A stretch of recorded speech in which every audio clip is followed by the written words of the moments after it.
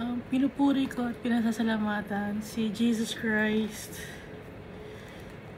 sa kanyang mga ginawa para sa atin at tinawag niya tayong kaibigan. Binaba niya yung sarili niya para maabot natin siya, pati na rin si Almighty Father.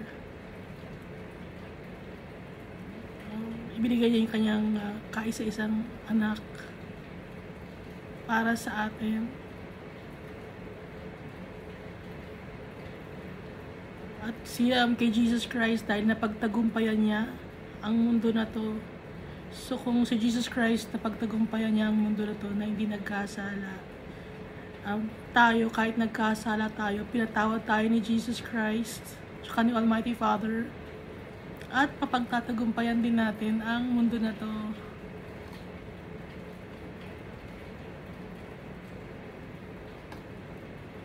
Kaya wag tayong mawala ng pag-asa. Kakapit tayo sa true vine, si Jesus Christ.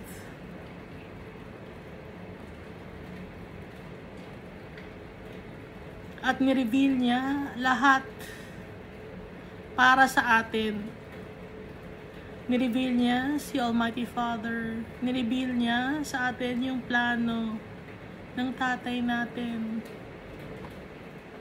para mabuksan ang isipan natin at para makuha natin ang ating inheritance. Makasama sila in heaven. So last time, ang binasa natin was John chapter 16. Kahapon yun. Kahapon pala yun. Binasa natin John chapter 16. So ngayon, itutuloy natin hanggang John chapter 17. Kasi itong mga tatlong chapters na to, 15, 16, 17, pati na rin yung 13, 14 rather, sorry, nagpasa ko. 14, 15, 16, and 17 ng John, wala sa Matthew, Mark, and Luke. Wala sa mga sinulat ni Matthew, sa sinulat ni Mark, at sa sinulat ni Luke. So makikita lang natin ito sa Book of John or sa Gospel ni John. So i-recap natin yung John chapter 16. So alam ni Jesus Christ na ipapersecute tayo ng mga tao, ng mga hindi nagtitiwala kay Jesus Christ, hindi naniniwala sa Kanya. At alam niya na may mga paghihirap tayong pagdadaanan. Kung yung master natin, si Jesus Christ, pinatay siya, minura siya, inalipusta siya, tayo pa kaya na followers niya? Dahil ang mga tao, hindi nila kilala si Almighty Father tsaka si Jesus. Kaya binibigyan tayo ni Jesus ng warning.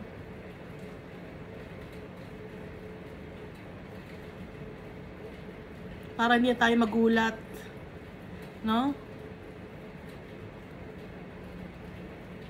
At para sa kapakanan natin, ipapadala ni Jesus Christ, or pinadala ni Jesus Christ sa atin ng advocate, ang comforter, ang Holy Spirit, yung tutulong sa atin.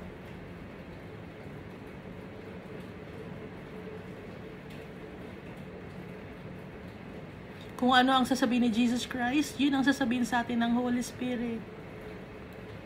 Kaya kung mapapansin natin, dahil Christian tayo, may nagsasabi sa atin kung may mga mali tayong nagawa, kung may mga pagkukulang tayo, ipapaalala sa atin ng Holy Spirit. Dahil ang Holy Spirit ang mag-guide sa atin sa lahat ng katotohanan.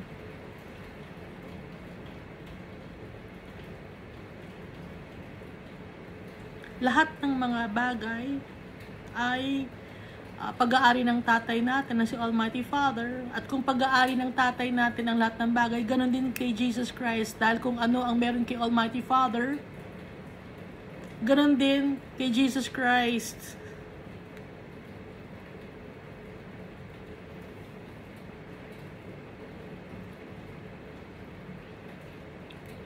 So dito nagpapaalam si Jesus Christ sa kanyang mga disciples na nalulungkot sa kanyang pag-alis.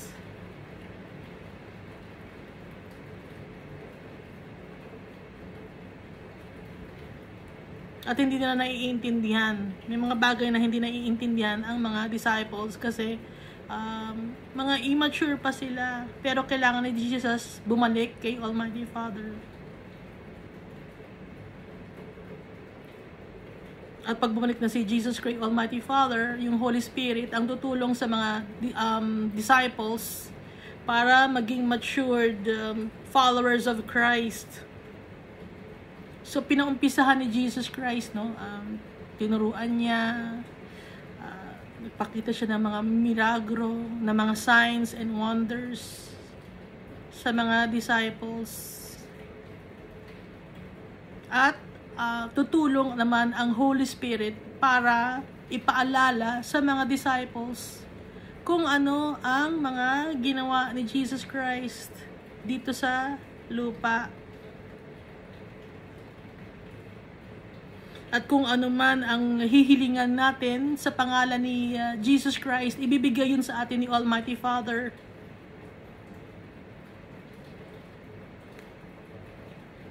Dahil mahal ni Almighty Father si Jesus Christ at mahal din tayo ng tatay natin.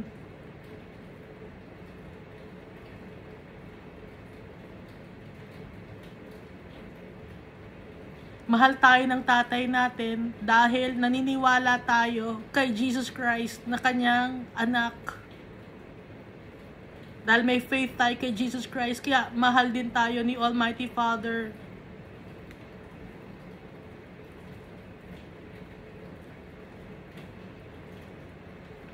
Kaya kung may mga tao na naniniwala kay Almighty Father pero binabaliwala nila si Jesus Christ, yung mga katuruan ni Jesus Christ, baliwala yun, no? Hindi accepted ni Almighty Father yun. Gusto ni Almighty Father i-acknowledge natin si Jesus Christ as our Lord and Savior and God also.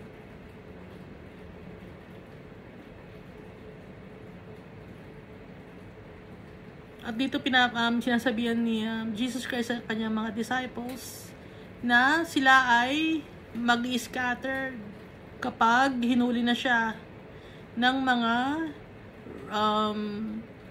soldiers ng chief priest at ibibigay siya sa mga Roman soldiers.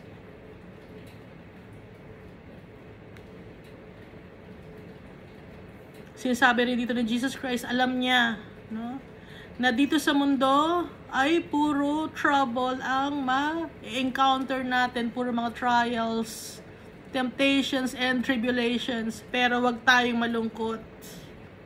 Wag tayong panghinaan ng loob. Dahil si Jesus Christ napagtagumpayan niya ang mundo na to nang hindi nagkasala kahit minsan. Hindi nakapagsalita ng masama kahit minsan. Hindi nakapagsinungaling kahit minsan. Kaya si Jesus Christ ang mainam na sacrifice once and for all for the whole world. Kahit anong generation, hindi nawawala yung power of the blood of Jesus Christ.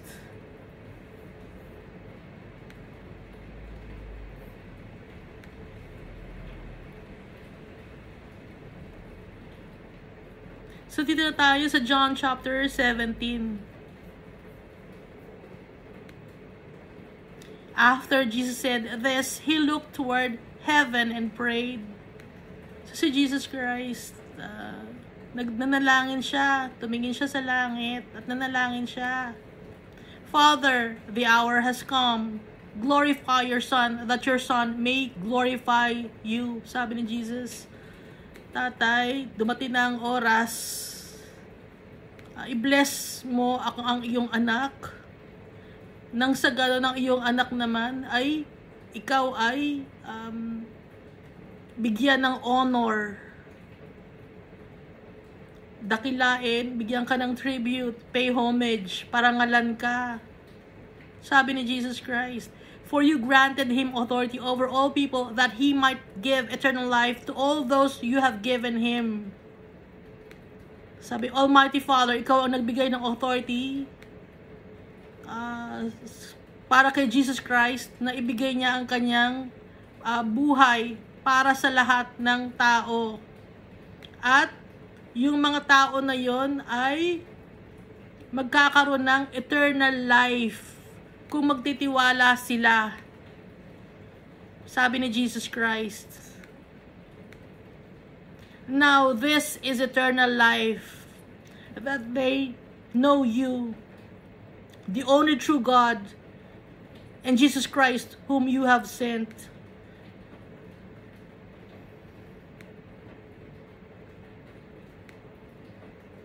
So, ang eternal life, paano natin makukuha? Pag nagtitiwala tayo sa kaisa-isa at totoong Diyos. Sino yung kaisa-isa at totoong Diyos? Si Almighty Father. Wala nang iba. Wala na tayong ibang tatawagin. At si Jesus Christ na pinadala ni Almighty Father. Wala nang ibang binanggit na pangalan.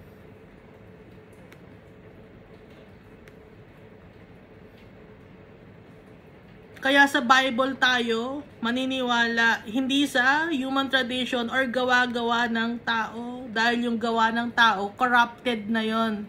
Itong gawa ni Jesus Christ, mga miracles na ginawa ni Jesus Christ, hindi corrupted dahil malinis si Jesus Christ.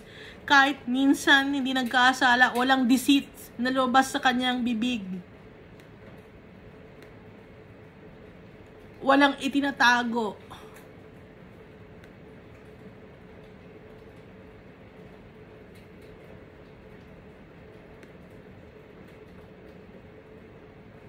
At paano natin malaman pag righteous or correct sa paningin ni Almighty Father? Yung mga noong unang panahon, ang mga tao ay pumapatay para kay Jesus Christ. Hindi ganon ang gusto ni Jesus Christ na pumapatay ng tao or nagkukulong ng mga tao. Hindi ganon si Jesus Christ.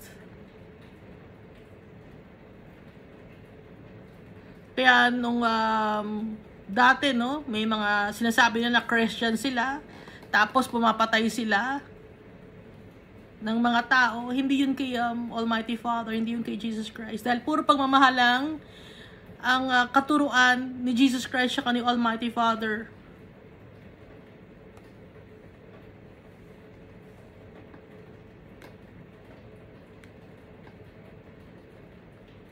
I have brought you glory on earth by finishing the work you gave me to do.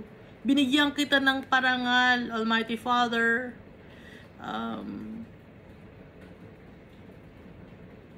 Sa pamamagitan ng pagtapos ng trabaho or gawa na ibinigay mo sa akin para gawin.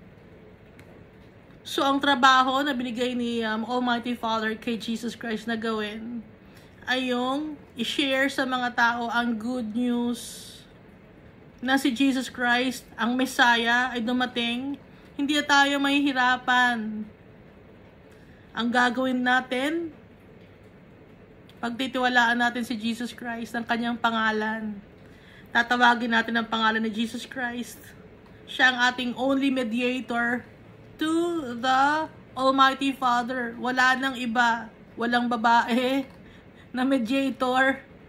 Si Jesus Christ lang.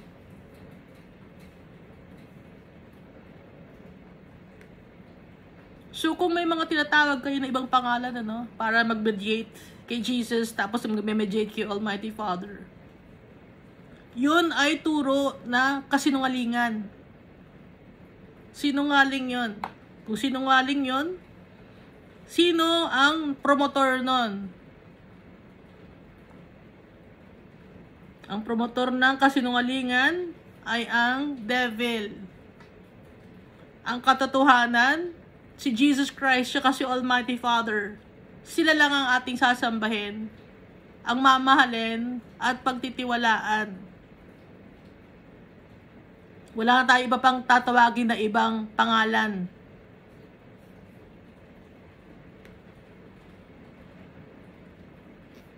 At si Jesus Christ ang naipako sa cross. Siyang dugo niya ang dumanak sa cross para mapatawad tayo sa ating mga kasalanan. Walang ibang mga tao na namatay na noong unang panahon nang dapat nating tawagan. Hindi natin dapat tawagan si Peter. Hindi natin dapat tawagan si Paul. Si John the Baptist, hindi natin dapat dasalan. So, ang papapurihan natin lagi, yung tatay natin, si Almighty Father, tsaka si Jesus Christ. Kung may nagtuturo man ng ganon na mga tao, yun ay isang napakalaking kasinungalingan.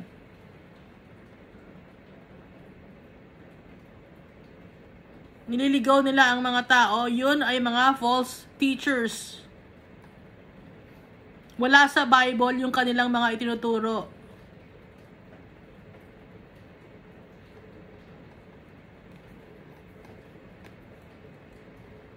Balikan natin ito, no? Verse 6. I have revealed you to those whom you gave me out of the world. Ipinakilala ko inireveal ko sa iyo, Almighty Father, yung mga binigay mo sa akin sa mundo na to. They were yours. Inireveal ko ikaw sa kanila. Ipinakilala ko ikaw sa kanila. Sabi ni Jesus. Ipinakita ko sa kanila ang iyong kapangyarihan. They were yours. Sila ay para sa inyo. I-dedicate tayo mga followers of Christ, kay Almighty Father ni Jesus Christ. You gave them to me. Ikaw ang nagbigay sa akin, sa kanila. O ikaw ang nagbigay sa kanila sa akin. At sila ay sumusunod sa iyong mga salita. Sabi ni Jesus.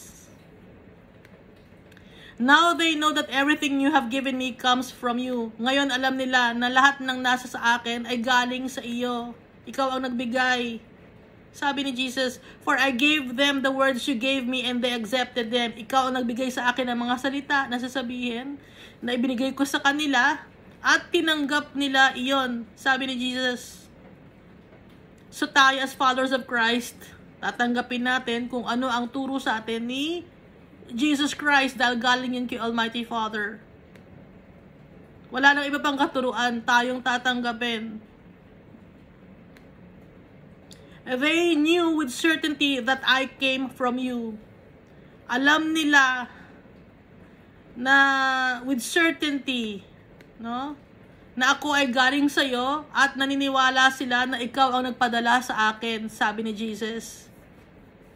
They knew with certainty that I came from you and they believed that you sent me. Naniniwala sila na ikaw ang nag-utos sa akin na bumaba dito sa lupa. I pray for them. Sabi ni Jesus, ipagdadasal ko sila. I am not praying for the world. Hindi ko pinagdadasal ang mundo. But for those you have given me, for they are yours. Hindi ko pinagdadasal ang mundo. Pero ang pinagpipray ko, yung mga tao na ibinigay mo sa akin, dahil yung mga taong ibinigay mo sa akin ay sa iyo. Nakikita ba ninyo? Lahat ng ibinibigay ni Almighty Father kay Jesus, ibinibigay din ni Jesus kay Almighty Father.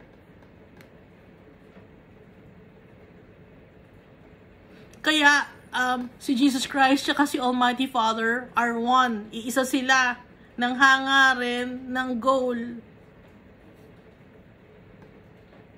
All I have is yours. Lahat ng sa akin ay sa iyo, sabi ni Jesus. And all you have is mine. At kung ano man ang meron ako, lahat ng akin ay sa iyo. Kung ano ang sa iyo ay sa akin at ang sa akin ay sa iyo, sabi ni Jesus Christ, the Almighty Father. Walang nakapagsalita ng ganito na mga tao, si Jesus Christ lang. And glory has come to me through them. At ang honor ay dumating sa akin sa pamamagitan ng mga bagay na binigay mo sa akin or ng mga tao na binigay mo sa akin. Sabi ni Jesus. Kaya ako na-glorified. Sabi ni Jesus, I will remain in the world no longer. Hindi na ako magtatagal pa dito sa mundo na to. But they are still in the world. Pero sila nandito pa rin sa mundo. May papako na si Cruz at si Jesus Christ, no? At lahat ng paghihirap, alam niya, ma-experience niya, pero iniisip pa rin niya ang kanyang mga disciples. Yung kanyang mga followers, iniisip pa rin niya. Saan ka makakakita ng ganong klaseng Diyos?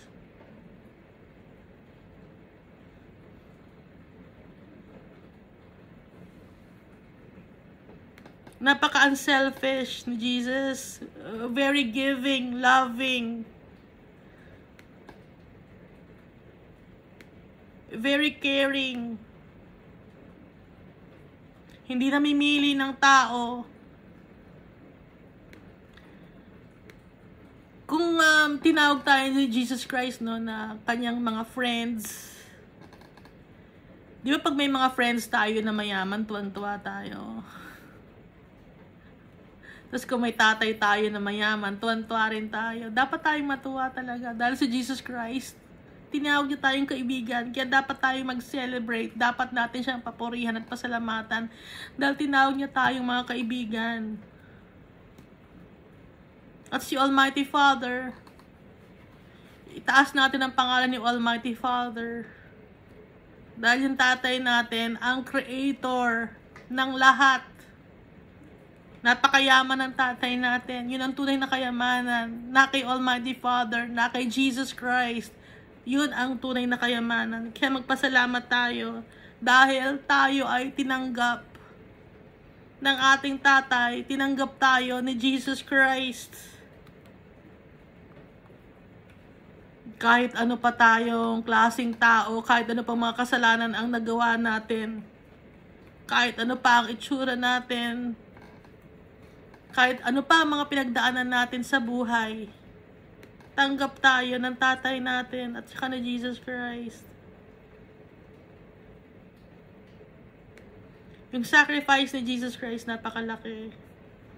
Kaya nyo bang ibigay ang buhay ninyo sa kaibigan ninyo? Ha? Para patayin kayo. Ang kaibigan dito sa mundo na to, hindi totoo. Nagsisiraan. Pag nakatalikod, kung ano-anong kasamaan ang sasabihin. Pero pag nakaharap, mabuti ka. Pero pag nakatalikod, kahit maganda ang ginawa mo, sisiraan ka pa rin. Ganun ang mga tao. Pero ang totoong nagmamahal sa atin, si Jesus Christ, tsaka si Almighty Father. Hindi nila tayo tinatraidor. Hindi nila tayo binebetray. Kahit ilang beses na tayo nagkasala, hindi pa rin tayo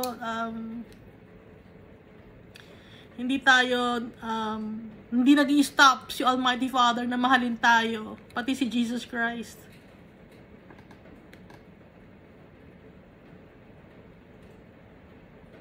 So sabi ni Jesus Christ, I will remain in the world no longer. Hindi na ako magtatagal pa dito sa mundo na to.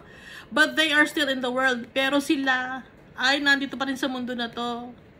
And I am coming to you. Ako ay babalik sa iyo, Almighty Father. Sabi ni Jesus Christ. Holy Father, protect them by the power of your name. Tinawag ni Jesus Christ na Holy Father si Almighty Father. Kasi siya lang ang kaisa-isang Holy Father.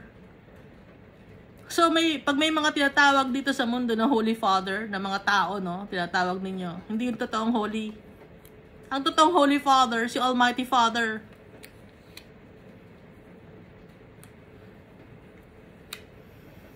Wala nang iba pang Holy Father or Holy dito sa mundo, kundi si Almighty Father lang, tsaka si Jesus Christ. Kahit minsan hindi nagkasala. Puros pagmamahal. Kasi ang dami nating ini-equate yung holy, ito, holy ball pen. Mga ganun, ang dami yung invento. Ito, holy tong bato na to kasi galing pa to sa Israel. Ganun ginagawa niyo, ito holy itong building na to eh. Hindi magiging holy ang building. Hindi magiging holy ang bato, hindi magiging holy ang kahoy.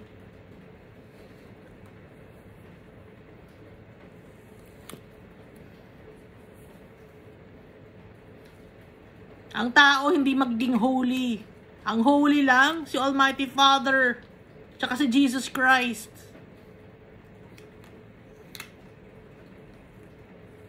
At syempre ang Holy Spirit. So pinag-pray dito ni Jesus Christ, tinawag niyang Holy Father, si Almighty Father, na protektahan ang mga kanyang mga followers.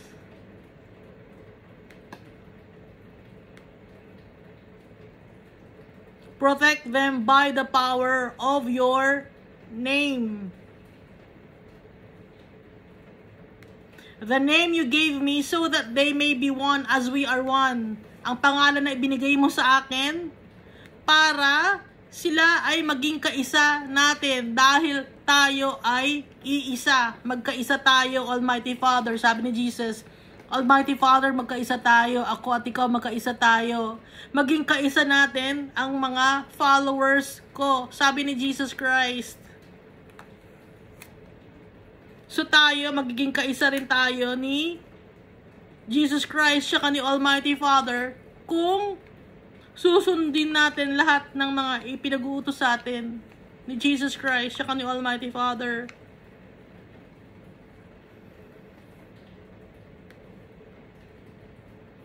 While I was with them, I protected them and kept them safe by that name you gave me. Sabi ni Jesus Christ. Prinotektahan ko sila nung kasama ko sila. Naging safe sila. Dahil sa pangalan na ibinigay mo sa akin. Sabi ni Jesus, none has been lost. Walang nawala sa mga ibinigay mo sa akin. Except the one doomed for destruction so that the scripture would be fulfilled. Walang nawala sa aking mga disciples, sabi ni Jesus. Maliban sa isa na ang tinutukoy niya dito ay si Judas. Doomed to destruction. Para ma-fulfill ang nasa scripture or nasa prophecy. The son of perdition, si Judas. Yun lang ang nawala. So lahat ng kanyang mga disciples, mahal ni Jesus Christ.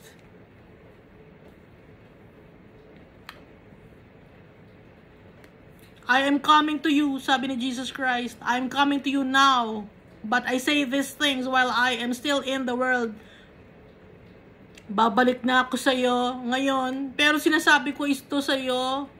Pinagpipray ko to habang nandito pa ako sa mundo. So that they may have the full measure of my joy within them. Kaya ako sinasabi ito habang nandito pa ako sa mundo, para nang sa ganon ay makampante sila. Magkaroon sila ng joy sa kanilang mga puso. At hindi sila mag-alala. I have given them your word. Ibinigay ko sa kanila ang iyong mga salita. And the world has hated them. At ang mundo ay galit sa kanila. So tayo rin ibinigay sa atin ni Jesus Christ ang kanyang mga salita. Yung mga salita ni Jesus Christ ibinigay niya sa kanyang mga disciples. At yung mga disciples naman ay ibinigay sa atin ang salita ni Jesus Christ. Paano ibinigay? Andito sa salita ng Diyos, ang Bible. The world has hated them. Galit sa kanila ang mundo, for they are not of the world. Galit sa kanila ang mundo dahil hindi sila taga-mundo. Hindi sila taga-earth. Hindi ibig sabihin ito na alien sila, no? Ibig sabihin, yung kanilang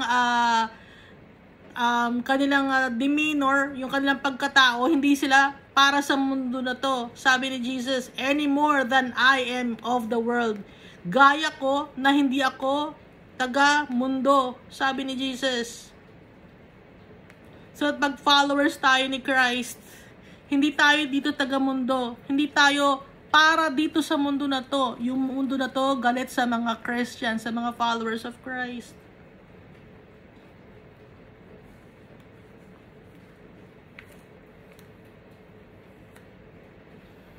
Kung tanggap kayo ng mundo na to, kung sineselebrate kayo ng mundo na to, ibig sabihin hindi kayo kay Jesus Christ.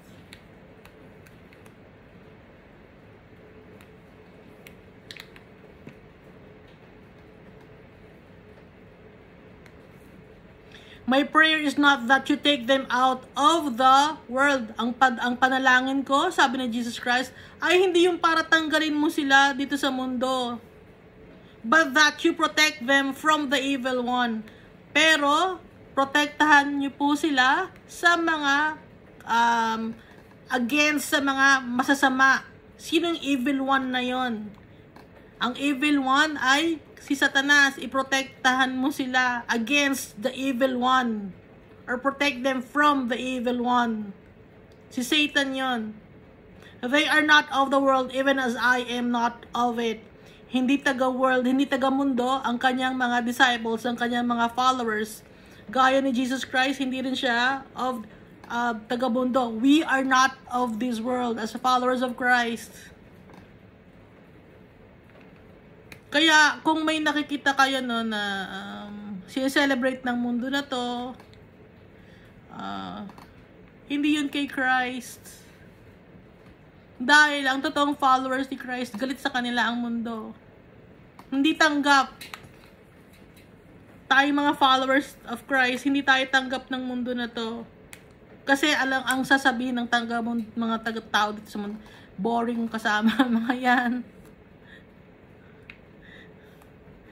Boring ka-bonding ang mga yan, mga Christian. Pag sinabing ganun, magsaya tayo na hindi tayo taga-mundo na to. Ibig sabihin, kay Jesus Christ tayo.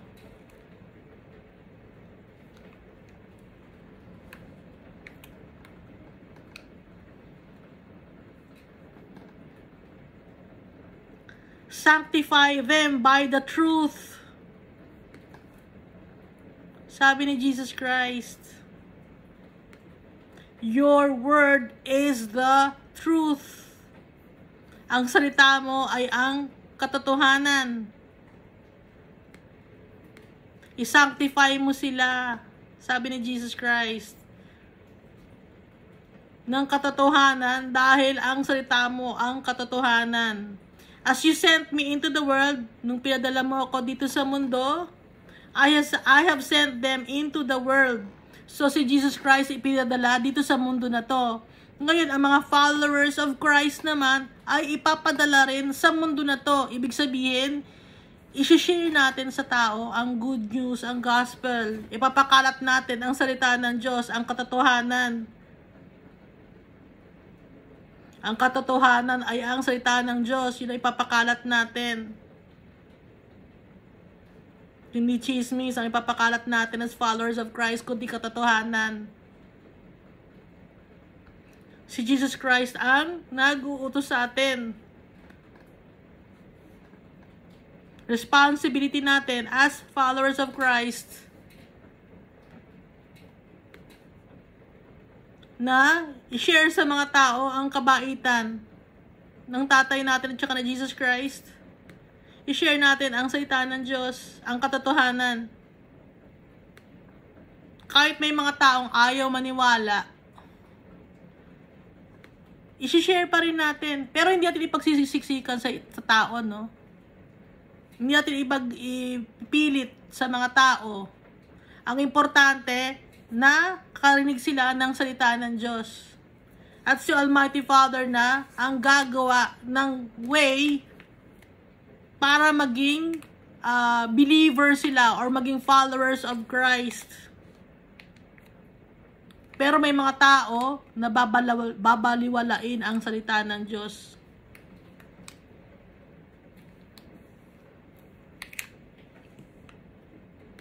Alam naman natin yan, di ba? Na yung mga taong babaliwalain nila. Huwag tayong mag-alala, hindi tayo ang nire-reject nila. Ang nire-reject nila, ang katotohanan. Ang katotohanan si Almighty Father. Kaya, kung mag-share tayo, hindi tayo dapat magiging affected. Dahil lahat ay ibibigay natin kay Almighty Father. Si Almighty Father, i-dedicate natin yung gawa natin kay Almighty Father. Kaya hindi tayo mag-aalala. Dahil hawak ng tatay natin ang mundo na to. Hindi man tayo taga-mundo na to, hawak ni Almighty Father ang mundo na to, ang pag-ikot ng mundo na to.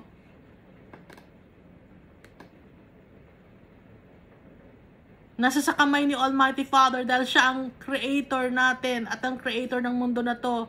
Kahit na inaangkin ni Satanas ang mundo na to sa pamamagitan ng pag-impluwensya sa mga tao na gumawa ng masama. Kaya naging prince of this world ang si Satanas o ang devil kasi ini-impluwensya niya ang mga tao na gumawa ng masama. At dahil na-enjoy ng mga tao ang gumawa ng masama, lumalaganap ang kasamaan sa mundo na to.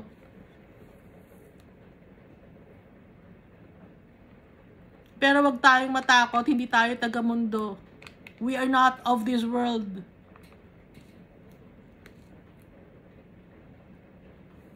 Hawak ni Almighty Father ang buhay natin.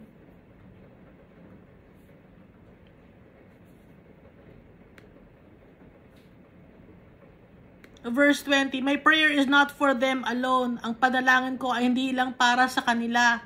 Sabi ni Jesus Christ, I pray also for those who will believe in me through their message. Ipinagdadasal ko rin yung mga tao na maniniwala sa akin sa pamamagitan ng mga mensahe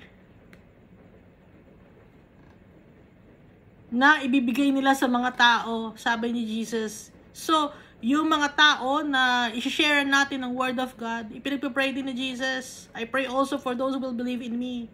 Yung mga maniniwala kay Jesus sa pamamagitan ng kanyang mga salita na i-share natin. That all of them may be one, na para sila ay maging iisa. Father, sabi ni Jesus, just as you are in me and I am in you, para maging kaisa natin. Ang mga maniniwala sa salita mo, sabi ni Jesus. Dahil kung ano i-share ng mga disciples, handed down to us by the disciples. Tapos yung salita ng galing sa disciples, galing kay Jesus yon. So magiging kaisa tayo ni Jesus Christ at ni Almighty Father. At yung mga future believers, magiging kaisa rin ni Jesus Christ at ni Almighty Father. So tayo ngayon, kaisa na tayo ni Jesus Christ at ni Almighty Father.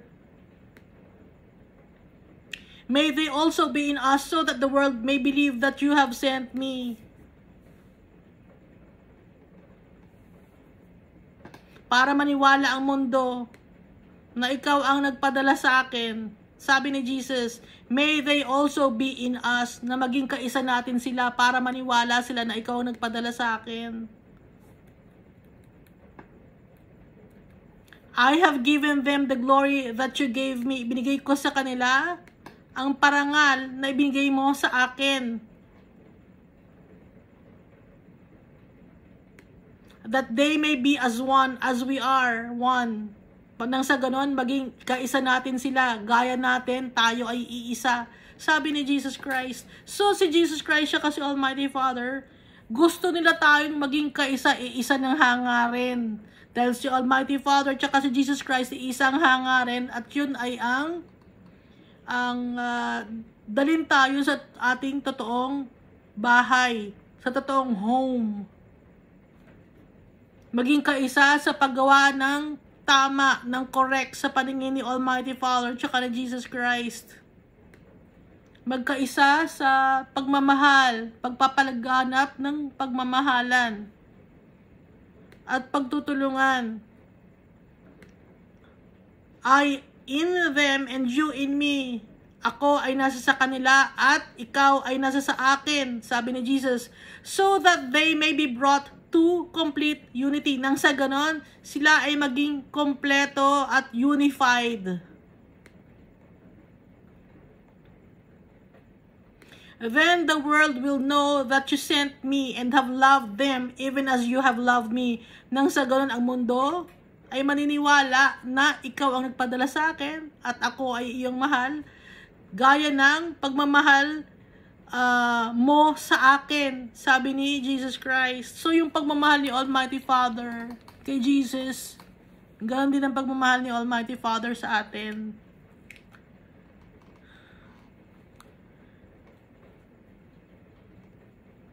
Hindi ba kayo natutuwa nun? Yung pagmamahal ni Almighty Father kay Jesus, ganoon din ang pagmamahal niya sa atin. Tanggap niya tayo. Kaisa tayo ni Jesus Christ at ni Almighty Father.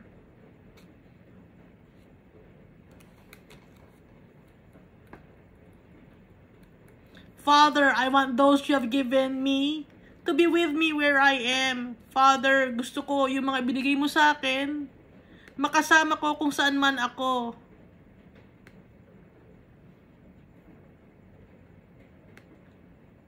So tayo, kung nasaan man si Jesus, doon din tayo as followers of Christ. Isinashare niya. Isinashare ni Jesus. Hindi selfish si Jesus. Isinashare niya sa atin. Kung ano man ang meron siya, isinashare niya sa atin.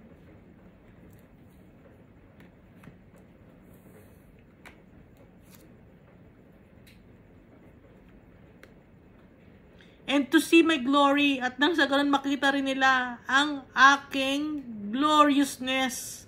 The glory you have given me because you loved me before the creation of the world. Bago pa man ginawa ang mundo, minahal mo na ako, sabi ni Jesus. Para makita nila na yung pagmamahal mo sa akin bago pa man ginawa ang mundo na to, makita nila yon. Kaya gusto ko na makasama ko rin sila kung nasaan ako.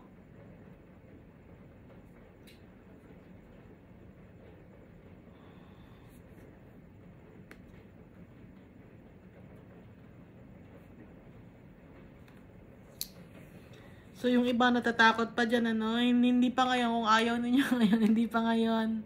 Ha? May tamang oras. Hindi pa ngayon. Kaya wag kayong matatakot, no? Ito ang nakasalita sa Bible, nakasulat sa Bible to. So, ang titingnan natin dito, hindi yung, naku, baka kunin na ako ni Lord, ganon, kukunin na ako ni Jesus. Hindi nyo kasi alam.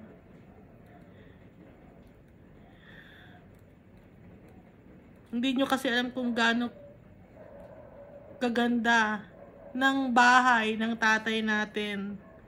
At saka ni Jesus. Dahil lang alam lang natin sa ngayon ay nakikita natin sa mundo na to. Pero wag tayong mag-alala.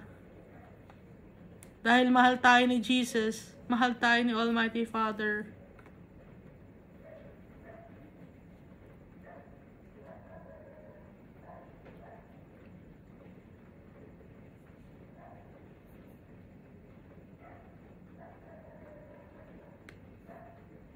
Kaya naiinggit sa atin, si Satanas gusto niya tayong sirain. Ito ang dahilan. Ayaw niya tayong mapunta sa kaharian ni Almighty Father tsaka ni Jesus. Kaya sinisira niya tayo. Binubulag tayo ng demonyo ni Satanas para hindi natin makita yung kaharian ni Almighty Father. Hindi natin ma-experience. Hindi natin makasama si Jesus.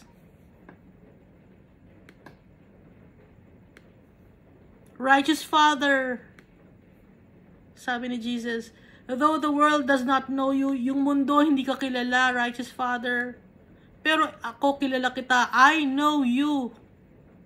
And they know that you have sent me. At alam nila na ikaw ang nagpadala sa akin dito sa mundo na to.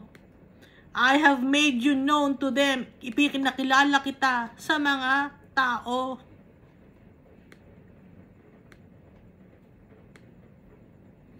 And will continue to make you known. At patuloy kong ipapakilala kita sa mga tao.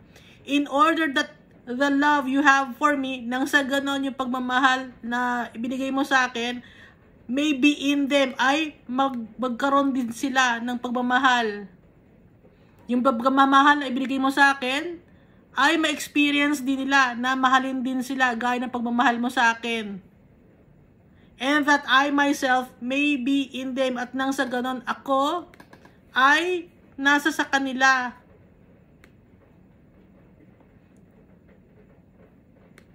So, dito makikita natin sa chapter 17, gusto ni Jesus na maging kaisa tayo. At kung saan man siya, doon tayo. Kung saan man siya pupunta. Yung tunay na bahay, tunay na kingdom of the Almighty Father. I-share niya sa atin. I-share sa atin ni Jesus Christ, yung ating Savior and Redeemer. Kaya lagi nating papurihan si Jesus Christ at pasalamatan sa kanyang kababaang loob at sa kanyang unselfishness, sa kanyang caring siya sa atin, at hindi niya tayo pababayaan.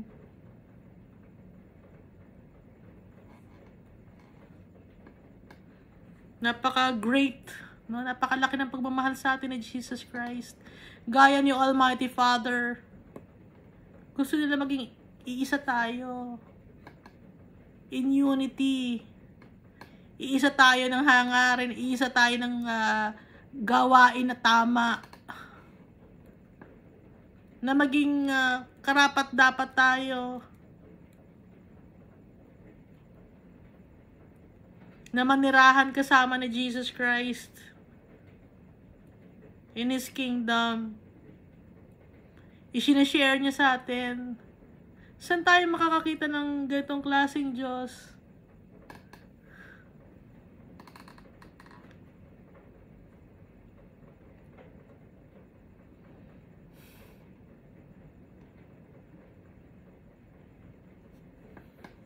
Wala tayong makikitang katulad ni Jesus Christ at ni Almighty Father. Dito sa mundo, wala tayong makikitang ganon. Kaya, tayo ay hindi tayo, taga-mundo na to. Meron tayong bahay na pupuntahan. Dahil tayo ay naniniwala kay Jesus Christ na siya ang only Savior and Redeemer. Naniniwala tayo sa kanyang mga katuruan, sa kanyang mga miracles na ginawa. Kaya meron tayong hope kung saan tayo pupunta. Sa tatay natin na napakabuti.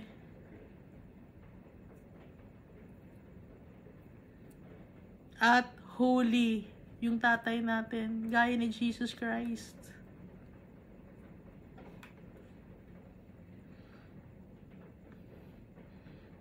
Kahit hindi tayo deserving, dahil sa mga kasalanan natin, ibinigay ni Jesus Christ ang sarili niya, nang sa ganun ay maging malinis tayo.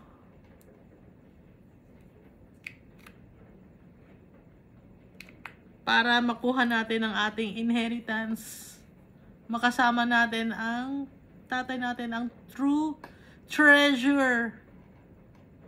Ang kayamanan natin si Jesus Christ, tsaka si Almighty Father. Kaya lagi tayo magpe-pray. Lagi tayo magbabasa ng Bible. Yung katotohanan, ang hanapin natin. Ang katotohanan, si Almighty Father, at saka si Jesus Christ lang. Wala nang iba. At ipag-pray natin na ipadala sa atin ang Holy Spirit para palakasin ang loob natin at i-guide tayo sa tamang path.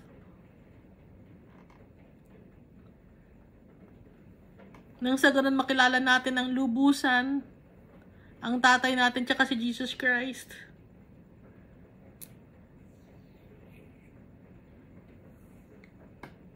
Para laging yung mga decision natin ay naayon sa kagustuhan ng tatay natin tsaka ni Jesus Christ para maging kaisa nila tayo.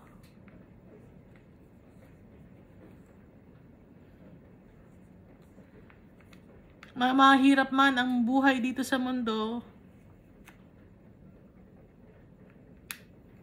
huwag tayo mag-alala dahil na-overcome or napagtagumpayan ni Jesus Christ ang mundo na to. At tayo ay kaisa niya, kaya hindi tayo dapat mag-alala. Ang mundo na to ay hindi tanggap ang mga followers of Christ. Hindi tayo tanggap. Si Jesus Christ na ang nagsabi. Hindi si Jesus Christ magsasabi ng kasinungalingan. Si Jesus Christ na mismo ang nagsabi. Ngayon kung meron sa atin tanggap ng mundo na to. Tingnan natin ang sarili natin kung bakit tayo tanggap ng mundo na to. Dahil talagang ang mga Christian hindi tanggap ng mundo na to. May persecution.